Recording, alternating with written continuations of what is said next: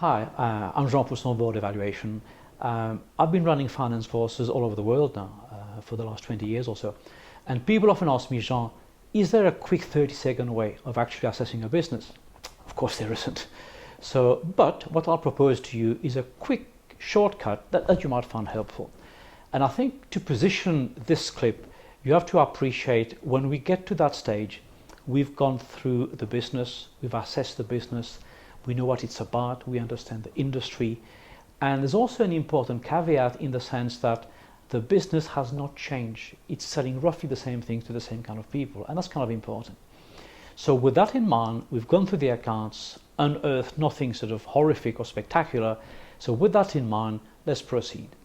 So what we have here is a basic income statement of profit and loss of a business.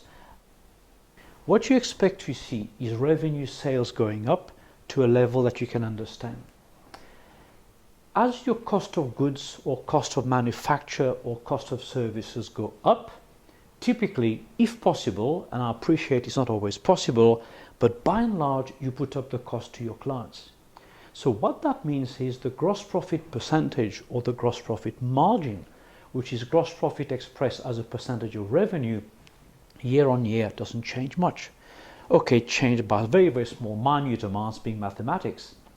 Likewise, as all your overheads go up, at least by inflation and sometimes more, you pass it on to your client through your prices. So this means that like the gross profit, the operating profit margin likewise doesn't change from year to year, or not by much. And by that we mean operating profit as a percentage of revenue, as a percentage of sales. Finance costs or interest implies you've borrowed some money, and we'll come on that in a bit. That gives you profit before tax, and then taxation. Well, obviously all countries vary in their taxation regime. But because tax is roughly the same percentage every year, and if your borrowings haven't changed too much, for the same rationale as the above two, the profit after tax or the net profit percentage, and again expressed as a percentage of revenue, typically would not change by much every year, unless there had been some changes in the business. So we have a profit. Well, good, bad? Well, good or bad in respect of what?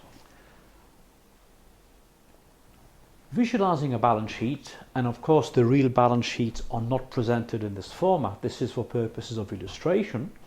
We have shareholders' funds, which is what the shareholders have put in, plus profit which they've kept back over the years. There could be long-term liabilities, long-term borrowings, and there could be others.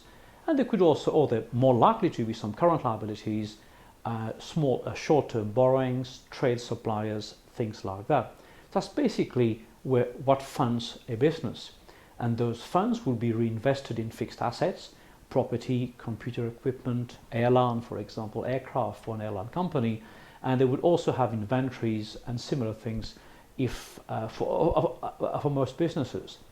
So when we look at the profit, we ask the question, well, profit, good or bad, for whom? And I guess one of our starting points has to be the owners, the shareholders. So in the first instance, the shareholders are going to say, this is our capital. This is what belongs to us. And it's made up typically of two tranches, the share capital which they physically invested, and profits which the company possibly would have kept back over the years. So sometimes this is called net asset value, sometimes this is called total equity. So I divide the profit after tax by this to give me what's called the return on equity. So the owners take a view as to what return they've had on their business. But then they further say, hang on a second here, not only as a shareholder you have my money, you've also borrowed money. And debt is just another form of capital. So let me judge your performance on the total capital that you have, which is a combination of the shareholders' capital and monies that you may have borrowed. There are wider issues here, but we're keeping it simple for the time being. And we call this return on capital employed, which is the profit on all the capital at the disposal of the business. And that gives you an inkling as to how well the company is actually using its capital. So, you borrowed money. How much? Well, how much vis-a-vis what?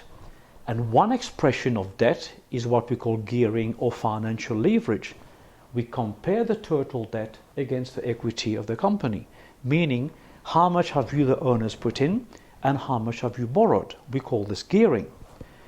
Now, there's no magic figure here. I think what matters is, do we understand why that business is borrowing? Can we validate the presence of borrowings in that business? And unless you've had a major acquisition, a restructure, something extraordinary, typically businesses borrow for three main reasons. One, is there a loss? If there's a loss, it implies very simply expenses bigger than revenue. Someone has to fund that. Or capital expenditure. Capital expenditure meaning we need to replace fixed assets. And therefore we ask the questions, what have you bought? Why have you bought? But also how well you are using those assets. And one measurement, there are a few others, we call return on assets, which means just that, which is profit divided by total assets. How well are you utilizing the assets of the business? Another question we would also ask, which would possibly necessitate borrowings, is what we call working capital. Let's say we're dealing with a buy and sell business. It's probably easier to visualize. I buy my stock and my inventories today, and my stock and my inventories sit on my shelves for about 30 days. I make a sale and I give my debtors, my trade payables, 30 days to pay me. I'm out of cash for 60 days, from the time I made the purchase to the time I physically get cash from my client. My suppliers will come in. They might give me 30-day credit or 40-day credit. But for most businesses, it creates an imbalance. I'm out of cash for about 60, but I'm getting finance for about, say, 20, 25 or 30. I have what's called a working capital gap. And this would require funding as well. So we've established the presence of borrowings. I understand why you borrowed. And I guess the next question we have to ask ourselves is, can this business afford those borrowings? Now, there are a number of ways of looking at this. Going back to the profit and loss income statement, I have to pay the bank interest or finance cost. How many times is that covered by the profit? At least, is my interest safe on that level of performance for the year? That's one way of looking at it. A better way would be to look at the cash flow of the business.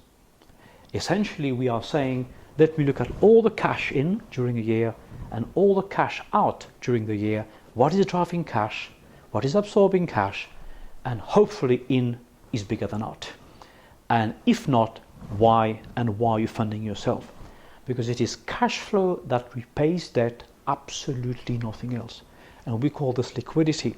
And the cash flow of the business not only will support that the debt is capable of being supported, but also gives you a strong understanding of the overall cash position of the business. So in summary, if you were to write a financial report on a business, you might find the following structure and template very, very helpful. And we've seen those themes already in this very, very short clip. Growth, is the company growing? Increase in revenue, how has the company increased? Is that growth sustainable? Can they keep growing like that? Profitability, is the company profitable? And we measure those in the first instance by margins. We looked at gross profit margin, we looked at operating profit margin, we looked at net profit margin, and we concurred year on year they shouldn't change by much. So that's one aspect, the margins of profitability. The second aspect is that profit is good for whom and vis-a-vis what? Well, one first question is for the shareholders to ask, how well are you making a capital work?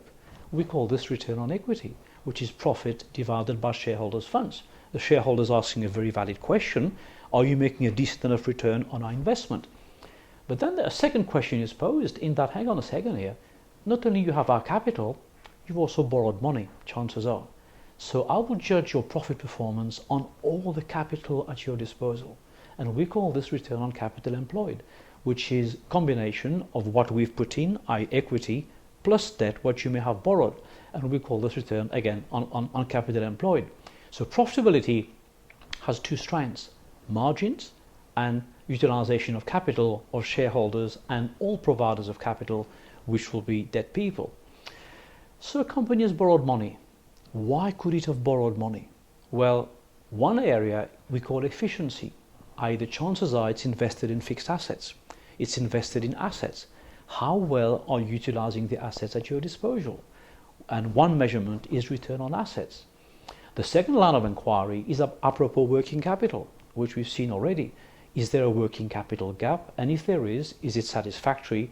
And does it need to be financed? And those two lines of inquiry talk to us about efficiency. So there has been borrowing.